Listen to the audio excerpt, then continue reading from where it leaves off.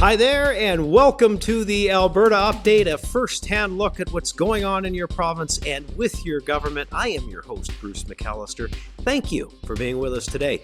Coming up on the program, Environment Protected Areas Minister Rebecca Schultz is going to join us to talk about the freezing of Alberta's industrial carbon tax. We'll talk about that, get her reaction as well to the new federal cabinet. That'll be interesting. Plus, Minister Scow will drop by, and he will recap what was a very busy legislative session. And Minister Scow is also the government House leader, so we'll talk about all the bills and a significant announcement, I'm told, in tourism that we'll give to you as well. All that and more coming up. But first, as we always try to, we say good day to the Premier, the busiest woman in politics. Premier, thanks for taking some time. Great to see you. Hey, Bruce. Hey, let's start with this never a dull moment on provincial or federal politics. Reaction to the Prime Minister's cabinet. Let me set that up a little bit. So, hearing some positive things out of energy, some concern maybe out of environment, but Stephen Guilbeault demoted in the federal cabinet, yet he still can't seem to help himself in criticizing and misrepresenting Alberta's oil and gas industry. So I heard you say we're going to give Prime Minister Carney 6 months, and I'm sure you will, to see if he's new and changed from his predecessor. What do you think of the cabinet announcements? Well, I can tell you let me start with the positive, as I always try to. I have a reasonably good relationship with a few of the cabinet ministers, like Dominic LeBlanc, who I think it's good that he's at the table talking with our American counterparts. I know he's got a rapport with Howard Lutnick, the Commerce Secretary, and I think that's very positive as we move towards trying to get some resolution on tariffs with the U.S. I actually saw a story before I came on with you about how the federal government is dropping retaliatory tariffs. It seems like that's a measure of some goodwill in moving towards Canada-U.S. free trade agreements. So I think that that's positive. Francois Philippe Champagne as finance minister, I think that's going to be important for us as well. He's been very supportive of a number of different industrial projects that we've had here, getting things like de Havilland, Dow petrochemical plant, Air Products to the finish line. So I think that he understands Alberta probably better than most ministers, and he understands the economic imperative of partnering. So I think that's good. And I hear good things about Tim Hodgson, who is the new energy minister. The industry has met with his appointment in very positive terms. His history is one of being a deal maker, and he even helped to finance the Alliance pipeline in the United States, in a very difficult environment. So I think those are good indications. That being said, you still have a lot of the same faces at the table with a lot of the same bad policy that they're trying to defend from 9 years ago. And Stephen Guilbeault is a prime example that he just can't stop mouthing off and misrepresenting our industry, implying that there's no future need for oil and gas, which is dead wrong. We know that there's going to be an increased need for our heavy oil. And sadly, the record of the replacement environment minister looks like she's been really a protege of his. And so who has the power at the cabinet table? Who has the power in the caucus room? It remains to be seen.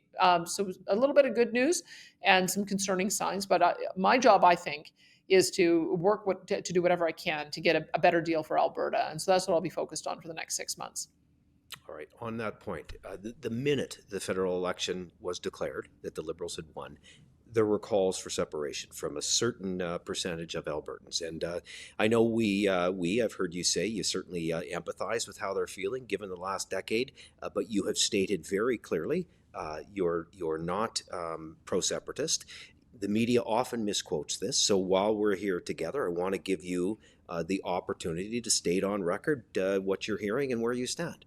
I can tell you I've never seen separatist sentiment this high. I've watched it over the years because it has always been roiling in the background. I think Alberta, the riding of Old Didsbury Three Hills, actually did elect a separatist at one point. Didn't last very long, but that shows you that it has gone up and it has gone down. And this is the highest I've seen it. Anytime you have 36% of the population expressing that sentiment, it can't be ignored. I'm just acknowledging that the frustration exists, but it is also my job, I believe, to make sure that we are able to get a better respect for our Alberta autonomy, sovereignty within a united Canada. That's one of the foundational principles. the party that I represent and the party that I lead, and I think it's my obligation to try to do that. But I don't disagree that people have very good reason to be frustrated, to have lost heart. But I really do want to see if we can make some strides over the next 6 months. I think there has been a bit of a change of approach. And if I'm unsuccessful, then I can only imagine that sentiment is going higher. My job is to make sure it doesn't. My job is to make sure we can cool it down, because we get some respect from Ottawa and we get some of the repealing of the bad laws that have caused so much economic damage to our province. Hey, speaking of that, totally off the cuff here, but you have started a lot of conversations across this country. One of them was on equalization. And I'm getting the impression from some of the articles that I'm reading, Canadians are starting to realize that there's a problem here, and that Quebec is treated a lot differently than many other provinces. Well, I think one of the things that the equalization referendum that we did, and again, this is why we should trust the people. I think Albertans are pretty intuitive folks, and they chose by 62% to say equalization's broken, we should take it out of the Constitution. Now, we weren't successful on that, but boy, were we successful in starting that national conversation. So what I would say people are now agreeing on is that it is ludicrous for big provinces to get transfers from small provinces. That is, I think, sort of a foundational unfairness in the program. And so what I have led out with is Alberta, BC, Ontario, and Quebec are strong economies. They should be able to support themselves and should have the same equal per capita transfers. You should not be having Saskatchewan and Newfoundland and Labrador overpaying into the federation so money can be transferred to Ontario and Quebec. That just doesn't make any sense. And so if we can start from that point of view of how do we equalize by treating the four big provinces the same, knowing that we probably have to transfer a little bit more to the smaller provinces on occasion because they have a less fiscal capacity and less economies of scale. That seems to be where the conversation is going. BC, Saskatchewan, and Newfoundland have expressed that frustration in the court by filing a lawsuit on the unfairness and trying to get a change there. So with any luck, we might be able to get some movement with this new government. And I'm glad to see that the pundits are now beginning to see just how unreasonable the program is. It just doesn't make sense anymore. Right. Welcome to the conversation. We should say, hey, we've just wrapped up another sitting of the Alberta Legislature. Boy, it was a busy one. So much passed. One of the highlights that I want to ask you about, because I know it was important to you, was the passing of Bill 54, the Elections Amendment Act. That includes the banning of tabulators, making sure that our elections are fair, secure, safe. Speak to the importance of the bill and the amendments concerning First Nations that were passed. Oh, of course. Yeah. I mean, one of the things that we heard after the election is that there were some frustrations that people had with how long it took to get results. And we started digging into what were some of the problems. And some of it was the vote anywhere machines and the tabulators and the long delays in trying to be able to get recounts and not being able to have access to paper ballots to do those recounts. And we just thought, we want people to feel confident in election results. So why don't we do it the old-fashioned way? And remember, the federal government still does things the old-fashioned way. Let's have people vote in their riding in advance polls. Let's have people vote in their riding on election day. Let's have paper ballots and hand counts. Let's make sure that we've got proper ID for people to request a ballot. Those seem to be pretty basic things to support the foundation of our democracy, and so we wanted to make those changes. We had also heard from through our policy process that Albertans were a little frustrated at the high bars that had been set for things like recall and citizen-initiated referenda. So we wanted to have a bar that's high and hard to achieve, but not impossible to achieve.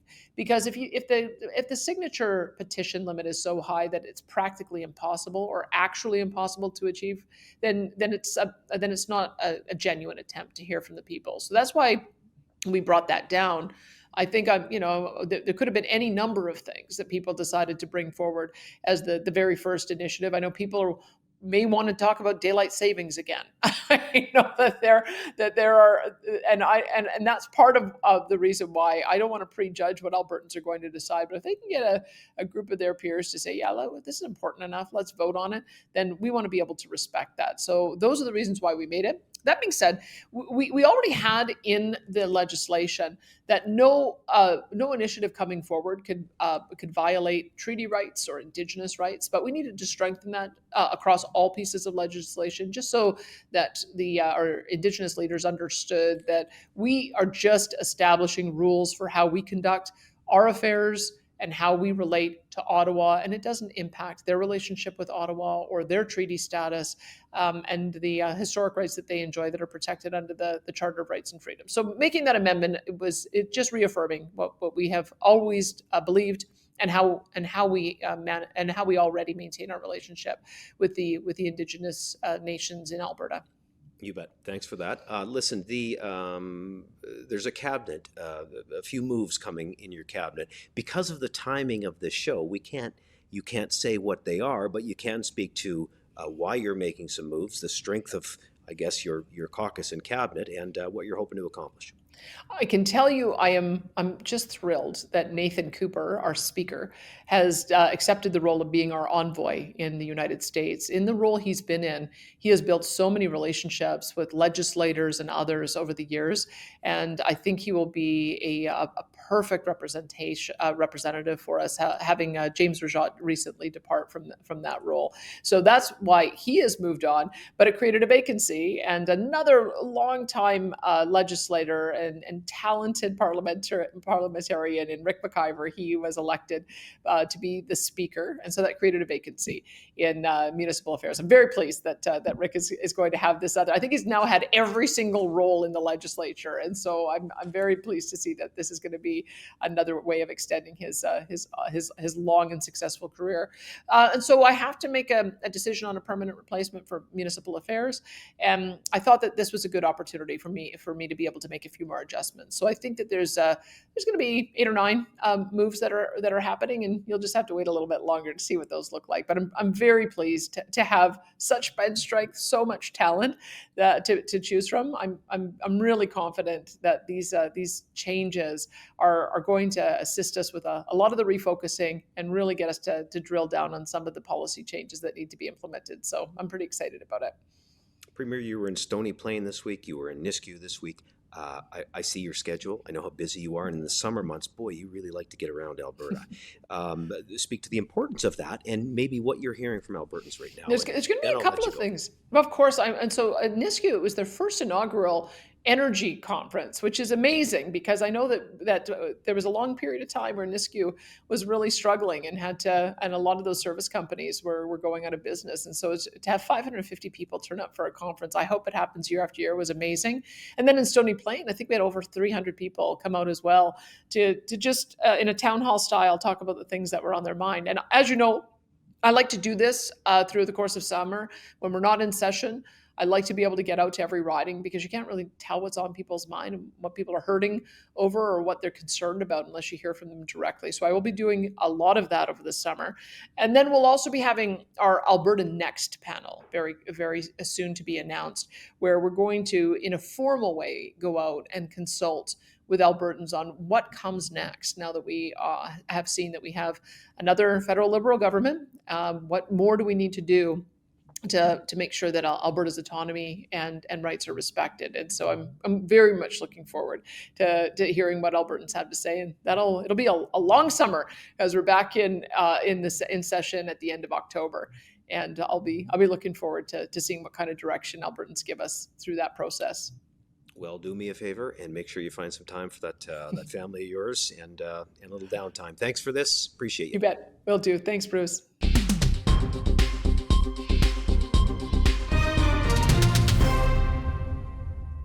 In response to feedback from industry leaders, Alberta is freezing the industrial carbon price at the current rate of $95 per ton of emissions, and this is significant. The freeze provides certainty and economic relief to oil and gas, electricity. It's a long list, bear with me. Petrochemical, manufacturing, cement, pulp and paper, mining, forestry, and many other sectors employing tens of thousands of workers across this region.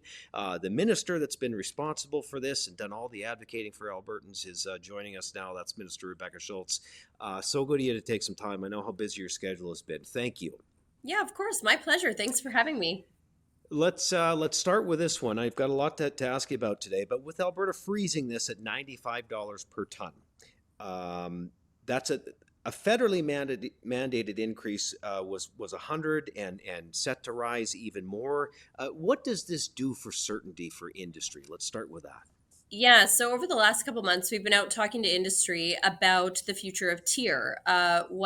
What is working well, what changes they'd like to see, of course, is that regulation is up next year. And one of the things we heard loud and clear is with all of the uncertainty, especially around tariffs and the uncertainty with our major trading partners south of the border, that additional increases to the carbon price risk our competitiveness. Right now, I mean, it's quite a high carbon price. We still pay far more in carbon pricing than the vast majority of countries around the world. However, right now is something that it's maintainable. It keeps us in step with the federal legislation for right now. And so we wouldn't be essentially starting a big argument with Ottawa today. However, increasing it to 110, anything over $100 makes us uncompetitive. We're not interested in that. So what we're saying to the federal government is, look, we're going to hold it at this year's price. We're freezing it indefinitely. We're not going to increase it, but it does give us 6 months as we're still in compliance. To have that conversation with the feds, and hopefully they take a more reasonable, rational approach to this, because it's a very different time than at the time that this was brought in. Minister, you well know this is so complicated because or complex. There's so many people weighing in on it. So let me set that up and then ask you a question about it. So, Mhm. um, first of all, Mark Carney has said he's going to use this carbon tax. It could very well be increased. Quebec actually pays less. I've heard you and the premier talking about that. What advice, if you could give any, would you give to the prime minister and how to handle this? My advice would be that for a prime minister who campaigned on a strong economy and national unity, to not let the eco radical, activist environmental agenda prevail like it did over the last 10 years. We have an opportunity right now to do the right thing, of course, for the environment. Other countries around the world are looking to Alberta, British Columbia, and Canada as a whole to deliver the safe, affordable, reliable, and environmentally responsibly produced energy that they need. They see Canadian energy as part of their emission solution. And so, my advice would be to work with provinces, certainly work with Alberta, to find a common sense approach and path forward. What we're saying here is, we can continue to be leaders in energy development, but of course, still deliver on our environmental goals, which our industry has been doing for decades. We are leaders in this area. We know we can do it. Let's work with provinces and industry to get this right. 100%. Premier and I spoke about this, Minister, a few minutes ago. I want to ask you about it too. The new federal cabinet. You have a new environment minister to deal with, and everybody is hoping that will be a more positive experience for you than the last one. And that said, Minister Stephen Guilbeault, the former Minister of Environment, has a new portfolio, and he just can't seem to help himself in talking about Alberta and our oil and gas industry. What's your reaction to the cabinet? Yeah, I mean, I would say Prime Minister Carney is out there again talking about energy, energy security, pipelines, yet he left Minister Guilbeault in cabinet, which to me is a massive red flag, especially after how controversial he has been over the last number of years. And then his replacement in the environment file. She worked as his parliamentary secretary. I know she worked on the clean electricity regs, the net zero electricity regs that obviously we believe are completely unreasonable and unconstitutional. But also, she worked on the plastics ban, and she's said that she's opposed to the oil sands industry. So that will be challenging. I think, again, that's definitely a red flag. That said, of course, we want to reset the relationship with Ottawa. I know that we have, somebody from energy and from private sector in the energy portfolio, but the challenge is what we saw over the last, 4 to 10 years was the environment, that activist agenda reigned. Hmm. Yeah, so much there.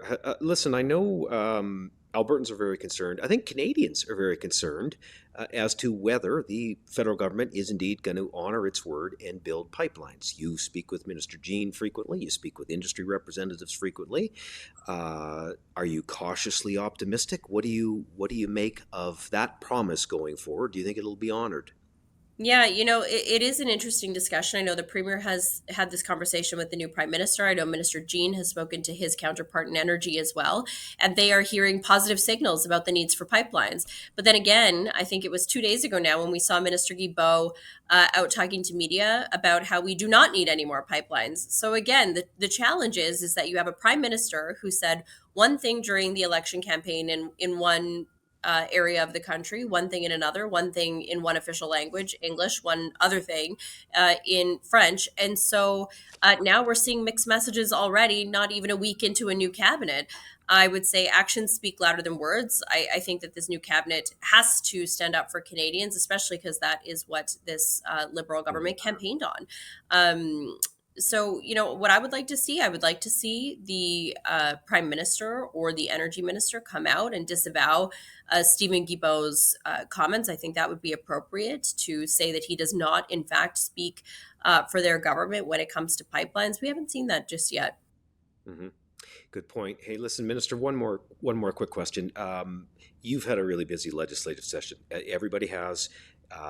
I know that you're going to want to get home with family and spend some time, and I hope you all do, of all parties. Anything on the horizon for you? Anything big in the environment portfolio that you want to touch on, or let Albertans know? Are you doing any traveling, or what's the next few months look like for you? Yeah, the first priority in the next couple of weeks is actually to go to Ottawa and to meet with my new counterpart in environment. So we've already reached out to the minister's office, and we're hoping to set that up as soon as we possibly can here. Outside of that, we've got some water legislation that we're working on for the fall. So there will be more engagement on that front too. It's a pretty exciting time. And then again, we're going to continue the conversations around tier with industry. We want to make sure that we are providing stability and certainty. And that comes from talking often and gathering industry feedback and making sure that they know what we're working on, what we're looking at, and understanding the broader impacts of any changes that we may make. So those are the priorities for the next couple of weeks. And then, of course, spending some time in my constituency with the great people of Calgary Shaw. It's always nice to get out of the legislature, to get back to seeing them, answering any questions they have, and talk about the work that's happening here. Yeah, you bet. Well, we hope to see you around McDougall Center from time to time. Minister, thanks for all your work. Thanks for doing this, and we'll see you soon. Thank you. May is National Invasive Species Month. That is a great opportunity to raise awareness of the risks that these species pose here in Alberta and the increased inspectors, the canine teams, the inspection stations, the new equipment, the record fines, that all been put in place to keep these out of our borders and waterways. Alberta is currently 100% invasive mussel free. So this summer, let's keep that in mind by continuing to take action.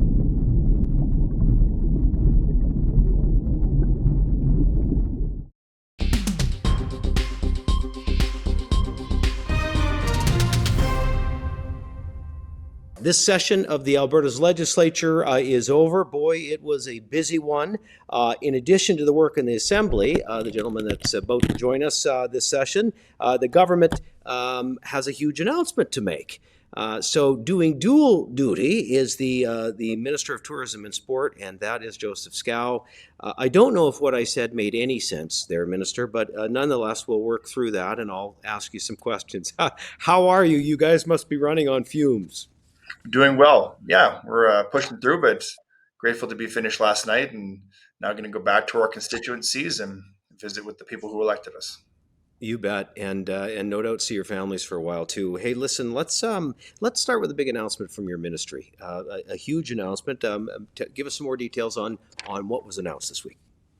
Sure. Well, earlier this week, we announced the grant recipients for the Major Sporting Events Program that will support 19 national and international sporting events in Alberta. So, what $1.2 million, but we see a tremendous economic return for these events, particularly as we want to make sure that we're spreading out some of the love around the entire province. So we're seeing cities Edmonton, Calgary, and rural Alberta are all seeing these events, particularly this weekend and through the end of the month with the volleyball nationals for the youth in Canada. Listen, that is hugely significant, and I think what some people forget is how much the economic spin-off is for the province when these events set up shop here. Can you speak to that, I guess, and how it will benefit Alberta's economy? Sure. Well, every time we bring in a national or international event, it gives us a chance to showcase Alberta's beautiful landscapes, our recreation facilities, our athletes, and of course, our best asset, the people. And while the visitors are here, they shop local, they eat in restaurants, they stay in hotels, and it really benefits the local economy. So, off the top of my head, I know that the Volleyball Nationals that takes place over the month of May, we expect to see over $50 million of economic return to the community. And that's just one event. And so, really, I think for us, showcasing Alberta as a premier destination to host these kinds of events was is one of my biggest mandates as the Minister of Tourism and Sport. Yep, 100%. Minister, just as an aside, my daughter just participated in U14 nationals. It was in Ottawa, so I'd much rather do it here in Alberta. Looking forward to that for sure. I'm going to ask you to switch gears a little bit here. Most people at home may not know, or maybe they do if they're fans of the legislature. You're also the government House Leader, which means you're responsible for a ton during the sitting of the legislature. So 19 pieces of legislation passed. Including the budget, a lot of progress. Can you speak to the session in general, the budget, or any of the other highlights? Certainly. Well, what started in February ended last night. Really grateful for all the work of the government MLAs who came in here and helped us get this legislation through and passed, continuing on the great work we've been doing since we were reelected in 2019, or rather in 2023, after the first election in 2019. A lot of this stuff is really just dedicated to making sure that life in Alberta is affordable, that we're supporting Alberta families where it matters most in their pocketbooks, keeping them safe in the streets, and making sure we have a strong economy. So all of our ministers deserve a ton of credit in their departments for the work they've done. And then, of course, with the steady leadership of the Premier, we're here today. And I think the future is bright for Alberta, and I keep looking forward to next session.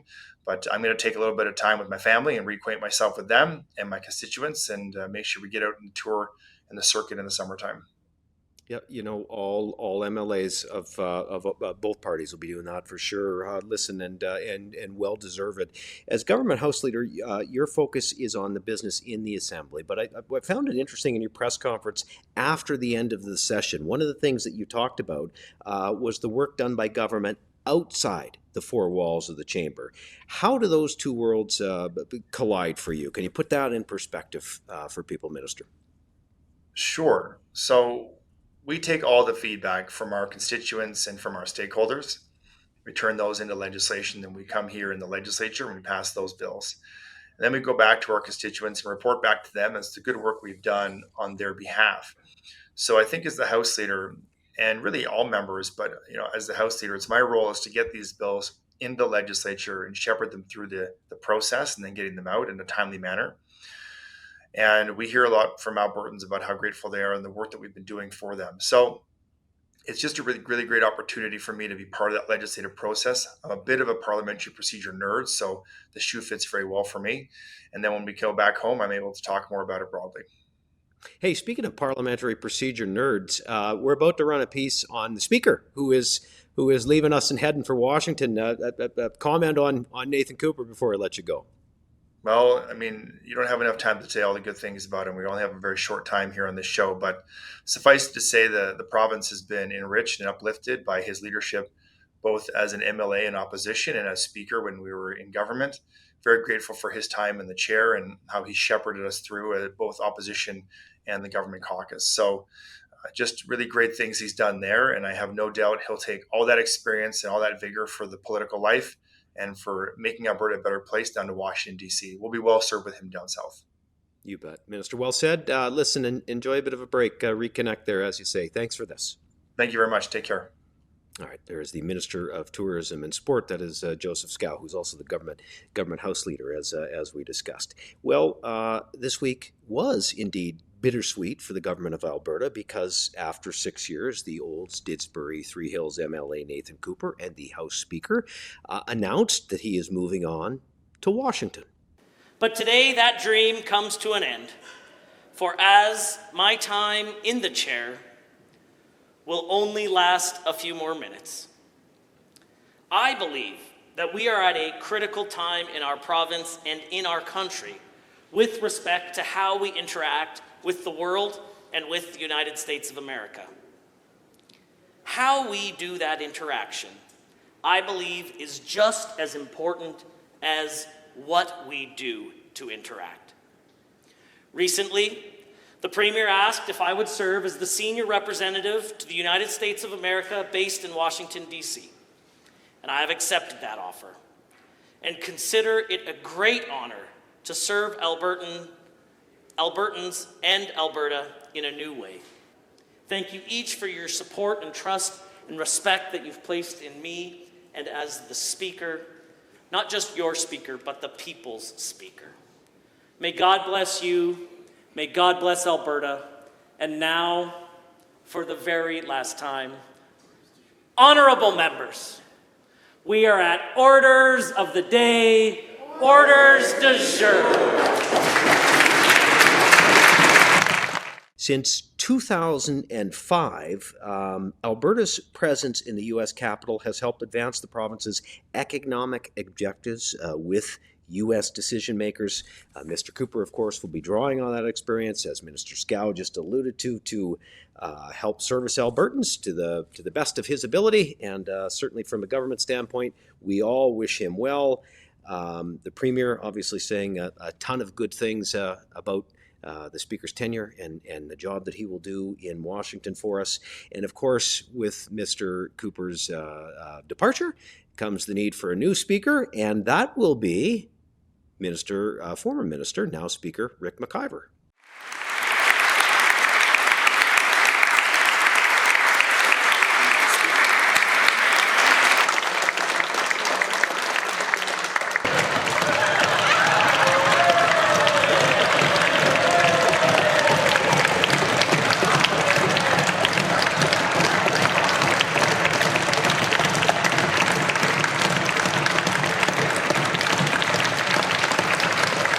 Indeed, the Honourable Rick McIver has been elected as the 15th Speaker of the Legislative Assembly of Alberta, marking a new chapter in the extensive public service career for Mr. McIver, a respected politician. Speaker McIver has represented the people of Calgary-Hays since 2012 and previously served as Minister of Municipal Affairs, Transportation, Infrastructure, and Jobs. Premier Danielle Smith praising McIver's dedication and expressing confidence in his ability to uphold the traditions of the legislature with fairness and respect. We certainly wish him well in his new role. And that does it for this edition of the Alberta Update. It will be our last for a while as we take a bit of a break for a summer period. We'll be here if need be, certainly to do another one. In the meantime, thank you for being with us. You can find us on all of the socials and, of course, on Rumble and YouTube as well. And until next time, enjoy your family and enjoy the spring and summer. We'll see you again soon.